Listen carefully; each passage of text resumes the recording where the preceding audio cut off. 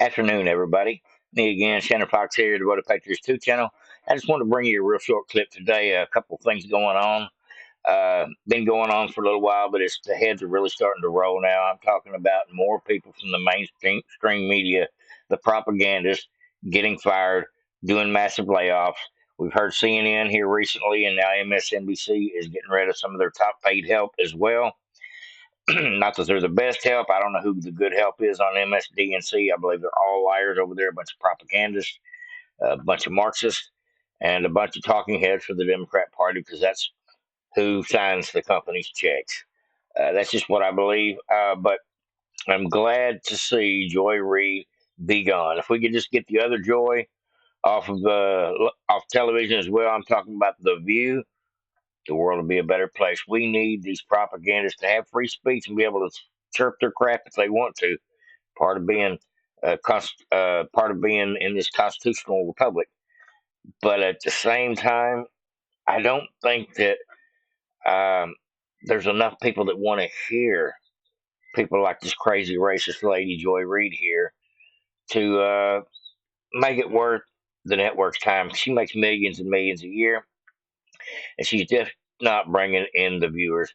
People like Benny Johnson and Dan Bongino and several different other ones, uh, Steve Bannon, Alex Jones, bring in tons more views than this lady could ever imagine, or CNN, the whole channel as well. Speaking of Dan Bongino, if you haven't heard, he is now the number two guy at the FBI underneath Cash Patel as of, I believe it was this morning when this news broke. So we have really got an awesome team between Pam Bondi, Cash Patel, and Dan Bongino as far as heading up some of this headhunting that needs to be done and investigations that need to go on involving things like Trump assassination attempts. But we'll get into that on another video. What I want to bring to y'all today is this joyless witch crying and weeping and trying to figure out who to blame because she's still in denial and can't accept the fact that she lied for a living and doesn't understand why nobody wants to hear it anymore. She just can't wrap her head around it, being a good Christian woman that she claims to be. All right, folks, let's get into it. We're going to watch this thing together. If you haven't seen it already, it's a little bit much to deal with. It's only a couple minutes long. It's all I could bear myself. Actually, haven't seen the entire thing. I stopped it just because I wanted to watch the rest of it with y'all. But there's a little bit of a ripple effect going on. Some of her staffers are gone, falling by the wayside as well, of course. And Lester Holt, another, I believe he works for NBC, another one bites the dust today as well. More and more and more we're going to see that the left wing media cannot afford without this USAID money and this GSA government sponsored funding. Without stuff like that, they have to rely on the donors and the subscriptions, the people that are willing to pay for that crap to listen to the lies. And those numbers aren't adding up. CNN Plus only lasted what about 2 weeks, I think, trying to get people to buy a subscription to CNN. They were just out of their minds with that kind of stuff. They have lost their popularity over the fact that the American people don't trust them. Not CNN, not MSDNC, and not a bunch of other rags either. Conservative news is truth news, and the American people know it. And I'm just glad to see it. Let's go ahead and get into this thing with this creepy woman, Joyless Reed, crying about getting fired. But I've been through every emotion from, anger, rage, disappointment, hurt, feeling that, you know, guilt, that I let my team lose their jobs. Um, but in the end, where I really land and where I've landed on today is just gratitude, um, just pure gratitude. And, and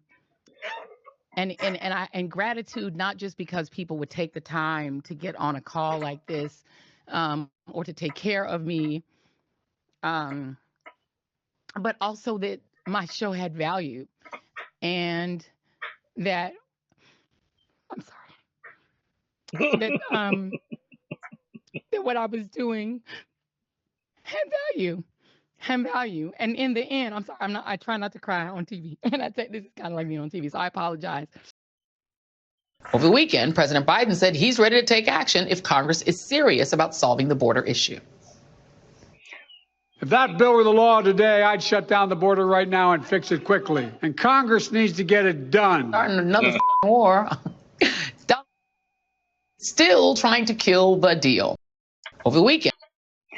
Yeah, I'm glad she's gone, folks. Just little statements like that. She spun every story that come through that news program, flipped it on its head, blamed it on Trump, and made Joe Biden out to be the good guy, or Kamala Harris, whichever one was running the show at the time.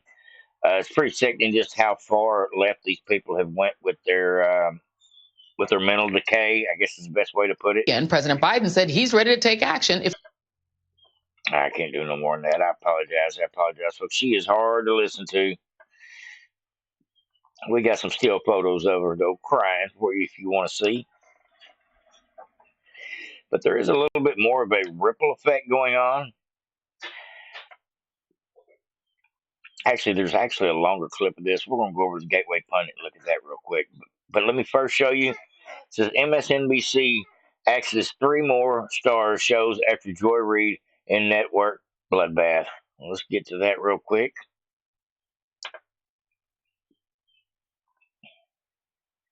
Calling it a bloodbath at MSDNC. It says Kate Fang and Jonathan Caperhart and Eamon Maliyeldin have also been given the boot from the current time slot, according to the New York Post, who obtained the insight from the network source.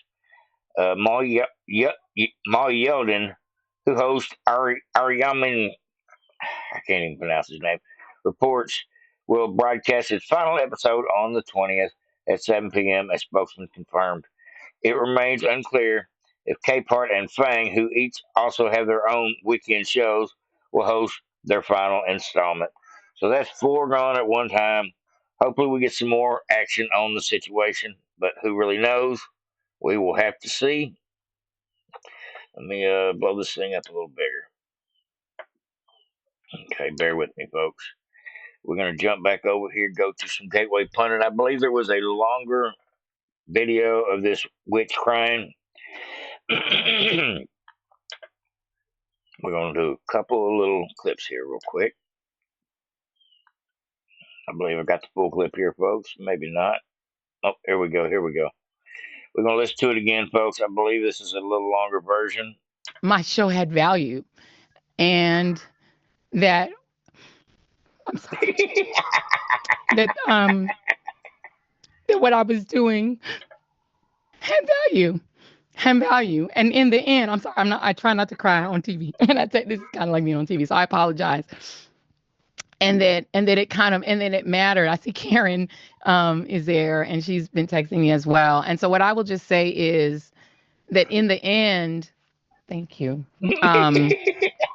Where I land is that the moment of guilt that I felt, that I went hard on so many issues, whether it was the Black Lives Matter issues of a young baby or a mom or a dad that was killed, or when we opened up people's eyes to the fact that Asian Americans were being targeted and not just Black folks, or went hard for immigrants who've done nothing but come to this country like my parents did and try to make a life and defended them, or whether we've talked about what the president is doing that is subversive to the Constitution, that is injurious to our liberty, defending books that people find inconvenient, that Nicole Hannah-Jones put into our spirit, that we need to understand 1619 as the real founding of this country, whether it's talking about any of these issues, and yes, whether it's talking about Gaza, and the fact that we as the American people have a right to object to little babies being bombed. And where I come down on that is I'm not sorry. How do you feel about abortion? We all know the answer to that one. You don't mind them babies getting destroyed. I am not sorry that I stood up for those things, because those things are of God. And I'm a church girl too, and those are the things that I was taught were of God. And so I'm not sorry. I'm just proud of my show. You sorry, you crying. You need to recognize the reason you don't have a job anymore is because people don't like listening to a liar. Hope somebody sends her a tweet out letting her know the reason. Maybe she'll never accept it, but the reason she got shit canned was because the American people realized that she's part of the problem. And nobody wants to be a part of the problem. Nobody wants to listen to the squawking propagandists over on the left anymore, other than just to find out what the hell they're trying to do to our country. I listen to left wing media a little bit for more of opposition research, but I'm not usually happy about somebody else's bad day. But in this case, I am so glad to see her go. So glad to see her go. Oh my goodness. The world is a happier place without that squawking head on television, lying to the American people, inciting racism, inciting violence, lying about Trump, not caring about the babies unless they're immigrant babies. What the hell is that? She's a phony. She's an Al Sharpton in a dress. All right, folks, I was going to bring you one more clip today, and then we're going to get out of here, not make this one too long. Says, breaking news, Trump judges denied Associated Press emergency motion to restore access to the White House press before White House responds with fire. You see, last week, Associated Press and one other one got kicked out of the press corps because they refused to be nice. And as a matter of fact, one of the things they kept doing is kept calling it the Gulf of Mexico. And Trump said, no, it's called the Gulf of America. And the reporter there got in a spat with Kelly, or with the Miss Levitt. And next thing you know, AP's out of there. All right, folks, let's get to it. So, just in, Judge McFadden has denied AP's emergency motion to restore the access to the White House press pool. The event has ordered expedited consideration of the matter given at Whaley issues at the heart of it. Earlier this month, Trump took a decisive action against the far left Associated Press and hit back against its refusal to acknowledge the administration's directive, including the renaming of the Gulf of Mexico to the Gulf of America. Long story short, got kicked out. Says Charles Tabin, an attorney for the Associated Press, argued that there are elements to be reported that cannot be seen on a television screen and necessitate a journalist being in the room. It isn't like there isn't 300 other journalists in the room. We're not arguing the president has to answer the Associated Press's questions, Charles Tubin said, but access cannot be denied without due process. So you can't kick him out of the room because you don't like him, like Biden and them did, because Biden did that. Biden wouldn't let I think Peter Doocy was the only conservative reporter allowed in the room for 4 years. And I don't believe they let Breitbart in or any of the other ones in, which are a little squishy, but a little bit conservative. Turnabout's fair play. White House is president. He can do what he wants to do. He doesn't have to allow you access. Get over it. The judge said he was not inclined to act precipitously with regard to the executive office of the president. So he didn't want to get involved. The Associated Press has also waited 10 days to file their case. McFadden noted the White House responded with fire. Victory. Gulf of America.